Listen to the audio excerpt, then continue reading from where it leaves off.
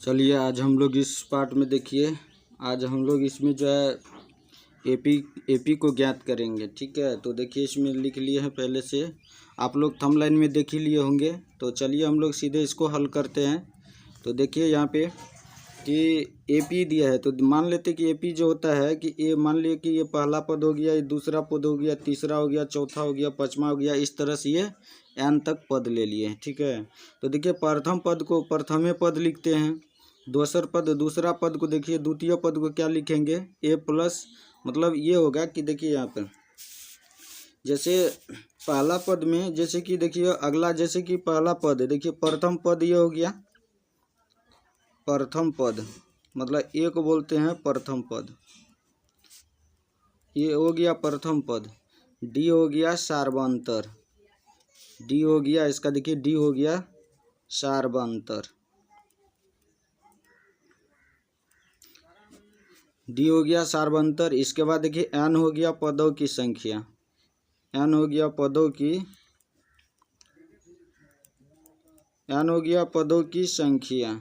देखिए तो ये चीज़ हमको एपी में इतना चीज़ पता रहना चाहिए, ए बराबर प्रथम पद, डी बराबर सार्वंतर, एन हो गया पदों की संख्या, और एपी बराबर पूछेगा तो एपी का फुल फॉर्म हो गया अर्थमेटिक प्रोग्रेशन, है ना। एस हो गया अर्थमेटिक, पी हो गया प्रोग्रेशन, जिसका हिंदी होता है समांतर श्रेणी। तो ये आप लोगों को देखिए इसका अलग से जो है मतलब बेसिक वीडियो बना दिए हैं, यदि आप लोग नहीं देखे तो वो भी वीडियो देख लीजिए ताकि इसको समझ में आ जाएगा। तो चलिए हम लोग सीधे सवाल पे चलते हैं, फिलहाल इसको समझ लीजिए। तो ए बराबर हो गया प्रथम पद एपी का, डी बराबर हो गया सार्वंतर, और एन हो गया पदों की संख्या। तो यहाँ पे देखिए हमको यदि एपी ज्ञात पद दिया रहेगा तो हमको सीधे एपी निकालना है। तो एपी के देखिए सूत्र हो गया कि ए प्लस प्रथम पद, द्वितीय पद, तृतीय पद, इस तरह से हमको अनेक पद जहाँ तक होगा वहाँ तक ले लेंगे, तो एन तक ले लिए हैं। देखिए प्रथम पद होगा कि इसमें ये बात होता है कि ए में डी जोड़ेंगे, एपी यदि हमको निकालना रहेगा तो हम क्या करेंगे कि ए प्रथम पद हो गया, देखिए प्रथम पद हो गया एपी का ए, प्रथम पद हो गया ए, तो प्रथम पद ये हो गया। फिर यदि दूसरा पद निकालना है, द्वितीय पद निकालना है, तो देखिए द्वितीय पद निकालेंगे तो द्वितीय पद क्या होगा कि ए में डी जोड़ देंगे, तो ए में डी जोड़ेंगे तो ये हो गया द्वितीय पद। फिर देखिए तीसरा पद निकालेंगे, तृतीय पद, तृतीय पद निकालेंगे, तो देखिए तृतीय पद जो निकालेंगे तो तृतीय पद क्या होगा, ए में ये देखो ए में एगो डी जोड़े हैं तो इसमें दो गो डी जोड़ेंगे, तृतीय पद में क्या करेंगे, दो गो डी जोड़ेंगे, तो तीसरा निकल गया।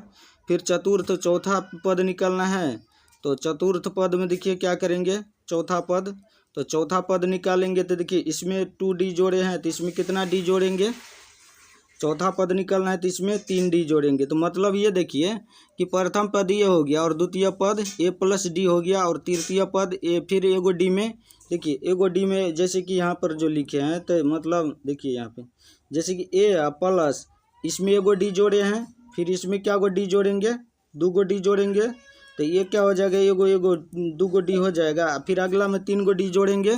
इस तरह से क्या होगा कि डी को बढ़ा बढ़ा करके जोड़ेंगे तो हमको क्या बनेगा, हमको एपी बनेगा, है ना। तो इसलिए हमने क्या किया कि प्रथम पद ए ले लिए, द्वितीय पद ए प्लस डी, मतलब ए में डी को जोड़ेंगे सार्वंतर को, तो हमको इस तरह से एपी बनते जाएगा। तो पहला पद तो ये हो गया, द्वितीय पद में ए प्लस डी को जोड़े तो द्वितीय पद बन गया। फिर तृतीय पद में क्या हो गया कि ए प्लस को मतलब दो गो डी जोड़े हैं तो दो गो, फिर 3 गो डी जोड़े हैं तो 3 डी, इस तरह से आगे लिखते रहेंगे।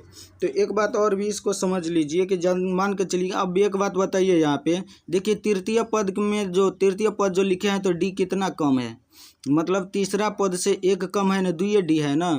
फिर देखिए चतुर्थ पद में क्या हो गया, चतुर्थ पद में ए प्रथम पद प्लस 3 डी, तो इसका मतलब ये हो गया कि जो भी पद कहता है तो उसमें से एक डी क्या होता है, कम लेना पड़ता है ना।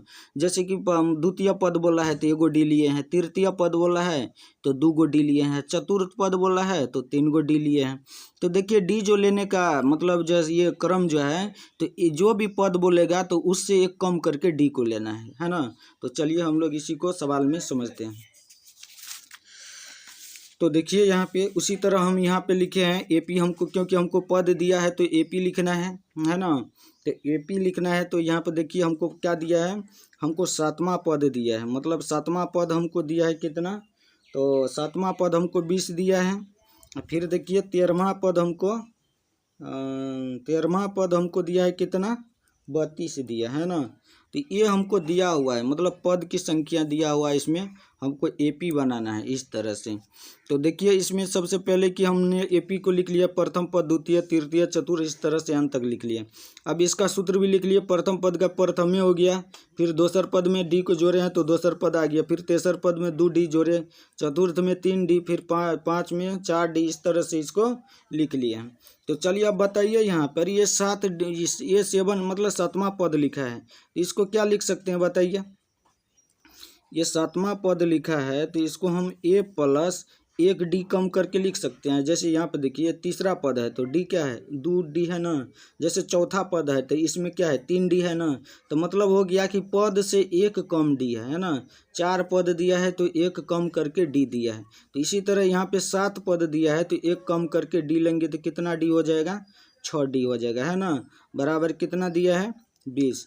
इसको समीकरण बना देंगे 1, है ना। इसको भी लिख लेते हैं। अब बताइए 7वां पद दिया है तो 7वां पद दिया तो इसको क्या लिखेंगे, 1 कम करके डी को लिखेंगे तो क्या हो जाएगा, 12 डी हो जाएगा। बराबर कितना हो जाएगा, 32 हो जाएगा। समीकरण नंबर 2 लिखेंगे। अब बताइए इसमें क्या करते हैं, दोनों के एक जगह लिख लेते हैं। अब दोनों के एक जगह लिखेंगे तो ए प्लस कितना हो गया, ये 12 डी हो गया, बराबर कितना 32 हो गया। समीकरण नंबर ये दोनों के लिख लिए एक जगह, मतलब इस समीकरण को यहाँ नीचे में लिख दिया। अब देखिए यहाँ पर क्या करेंगे कि आप लोग यदि द्विचर संख्या बनाया होगा, समीकरण हल करने के लिए सीखा होगा अच्छा से। यदि ये भी समीकरण हल करने में दिक्कत होता है तो इसके लिए भी हमने वीडियो अपलोड कर दिए, आप यदि वहाँ पे जाके देख लीजिएगा। चलिए तो हम लोग यहाँ पे फिलहाल वीडियो को मतलब समीकरण को हल करते हैं। तो देखिए यहाँ पे हमको कौन वाला बराबर है, डी वाला बराबर है कि ए वाला बराबर है। तो देखिए यहाँ पे 6 डी है, यहाँ पे 12 डी है, ये तो असमान है, समान तो नहीं है। ये देखिए ए डी है, ए डी समान है, तो समान के साथ साथ एगो माइनस में रहना चाहिए कटने के लिए। तो माइनस में करने के लिए क्या करना पड़ेगा, घटाने पर लिखेंगे। तो यहाँ लिखेंगे घटाने पर। तो देखिए घटाने पर लिखेंगे तो क्या होगा, नीचे वाला का चिन्ह बदल जाएगा। नीचे वाला समीकरण में जितना भी पद रहेगा, जितना भी संख्या रहेगा, सबके क्या होगा, चिन्ह बदल जाएगा। तो देखिए यहाँ पे तो ये माइनस हो गया, ये भी माइनस हो गया, ये भी माइनस हो गया। ये तो असमान है तो कटेगा नहीं, ये समान है तो ये कट जाएगा, ए से ए कट गया। ये असमान है तो घट जाएगा। तो -12 में से 6 गया तो माइनस का 6 डी बचा। अब देखिए इधर -32 में से 20 गया, मतलब -32 में से 20 को जोड़ेंगे, ये प्लस में आई माइनस में, तो जोड़ घटों में तो देखिए घटा वाला ज़्यादा है, प्लस वाला कम है। तो ये घट के कितना रहेगा, ये घट करके कितना बचेगा बताइए। तो ये घट करके माइनस का 12 बचा। तो देखिए इसको क्या करेंगे, माइनस से माइनस कट गया तो डी बराबर क्या हो जाएगा, 12/6 हो जाएगा, है ना। डी बराबर 12/6 हो गया। इसको काटेंगे तो 6 दूना 12, तो डी का वैल्यू कितना आ गया, 2 आ गया।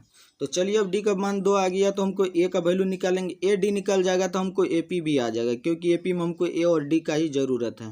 तो इसलिए हम समीकरण को यदि पद दिया रहेगा सीधा तो समीकरण बना के पहले ए और डी का वैल्यू निकालेंगे, इसी को ए पी के पदों मतलब ए पी के सूत्र में रख देंगे तो हमको ए पी बन जाएगा। तो चलिए देखिए यहाँ पे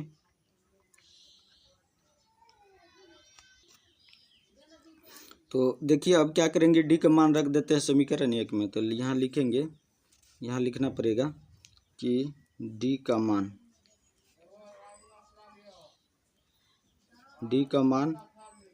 समीकरण 1 में रखने पर, डी का मान समीकरण 1 में, यहाँ लिख लेते डी का मान समीकरण 1 में रखने पर, डी का मान समीकरण 1 में रखने पर। तो समीकरण 1 लिख लेते, क्या हो गया, तो समीकरण 1 हो गया a + 6d बराबर कितना, 20 हो गया। देखिए इसको, तो अब देखिए ए का तो वैल्यू हमको नहीं आया है तो ये रहने देंगे, हमको डी का वैल्यू आया। तो देखिए डी और 6 के बीच में नहीं कुछ है तो गुना रहता है, इसलिए पहले गुना में लिख लेते हैं। तो गुना में पहले लिख लेंगे। तो देखिए यहाँ पे a + 6 गुना डी का जगह पे कितना, डी का वैल्यू कितना आया है, 2 आया है, बराबर कितना देंगे, 20। तो a + 6 दूना कितना हो जाएगा, 12 हो जाएगा। तो देखिए 12 हो जाएगा, इधर 20। अब बताइए पक्षांतर करने के लिए भी एक वीडियो बना दिया है, यदि आप लोगों को कहीं पक्षांतर करने में दिक्कत होता है तो जाकर पक्षांतर वाला वीडियो भी देख लीजिएगा। तो चलिए इसको पक्षांतर करते हैं। तो देखिए ये प्लस में, इधर आएगा तो माइनस में होगा। तो देखिए 20 आई प्लस में, इधर आया तो माइनस में। तो अब घटा देंगे यहाँ पे, तो 20 में से देखिए 20 में से घटेगा तो कितना बचेगा, 20 में से 12 गया तो 8 बचेगा।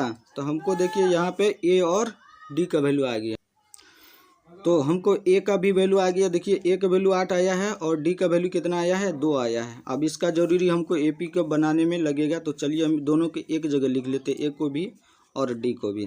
तो देखिए ए बराबर हमको 8 आया और डी बराबर 2 आया है ना।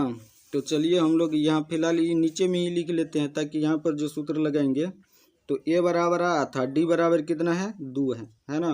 तो चलिए इसी को हम लोग ए पी में रखते हैं। तो सबसे पहले देखिए ए पी लिख लेते हैं। तो देखिए यहाँ पर ए पी हम लोग लिख लेते हैं। यहाँ पर ये जो ऊपर लिखा हुआ है इसी को यहाँ नीचे लिख करके हम लोग हल करते। देखिए तो यहाँ पर लिखा हुआ है कि ए पी बराबर पहला पद, दूसरा पद, तीसरा, चौथा, इस तरह से हम मतलब लिख सकते हैं। तो ए डी हमको ए पी ज्ञात करने के लिए रहेगा तो कम से कम 3-4 पद निकाल देना है, बस हो गया। ए पी हमको ए पी बनाना है ना, तो कम से कम 4-5 पद या 3-4 पद भी निकाल देंगे, वही भी बहुत हो गया। तो चलिए हम लोग देखते हैं, पहला पद हो गया, दूसरा हो गया, तीसरा हो गया, चौथा, इस तरह से एन तक ले लिए। इसी का सूत्र लिख देते हैं कि देखिए पहला पद का पहले हो गया, दूसरा के प्लस डी हो गया, तीसरा के प्लस 2d, फिर चौथा को हो जाएगा ए प्लस 3d है ना। तो 4 पदों तक निकाल देंगे इस तरह से, ए प्लस एन डी तक ले लिए। चलिए अब यहाँ पे देखिए पहला पद कितना आ गया, ए के जगह पे कितना है, 8 है, तो ये तो 8 हो जाएगा पहला पद। फिर देखिए ए प्लस डी है, तो ए के जगह पे 8 देंगे और डी कितना है, 2 है ना। फिर देखिए इसमें ए के जगह पर 8 देंगे, प्लस 2 और डी के बीच में नहीं कुछ है तो गुना है, और डी कितना है, 2 है, तो यहाँ डी के जगह पे 2 देंगे। फिर प्लस यहाँ देखिए कोमा दे देना है, फिर ए के जगह पर 8 देंगे, फिर प्लस 3 गुना कितना देंगे, डी के जगह पे 2 देंगे। इस तरह से ये क्या तक आएगा, ए प्लस एन गुना 2 तक आएगा है ना, इस तरह से। तो देखिए अब यहाँ हल करते हैं, तो 8 का 8 होगा, फिर 8 2 को जोड़ेंगे तो कितना होगा, 10 होगा। देखिए इसमें देखा होगा पहले जोड़ करेंगे कि गुना करेंगे, तो पहले गुना करते हैं फिर जोड़ देते हैं। 2 2 को गुना करेंगे तो कितना होगा, 4 होगा, और 4 को और 8 को जोड़ेंगे तो कितना होगा, 12 हो जाएगा।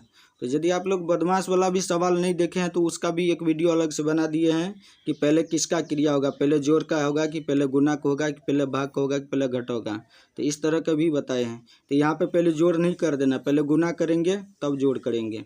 फिर इसी तरह भी इसको भी देखिए, जोड़ भी है गुना भी है, तो पहले गुना करेंगे कि जोड़ करेंगे, तो पहले गुना करेंगे, 3 दूना 6, 6 और 8 को जोड़ेंगे तो कितना हो जाएगा, 14 हो जाएगा। ये तो इसी तरह से ये क्या हो जाएगा, ए प्लस एन बराबर 2n तक हो जाएगा। इसका मतलब ये इस तरह से ए पी बन गया। तो हम लोगों का ए पी बनाना था, तो इस तरह से हमको क्या हो गया, ए पी, हमको ए पी बन गया है ना। तो ए पी बन गया तो ये इसका क्या हो गया, आंसर हो गया।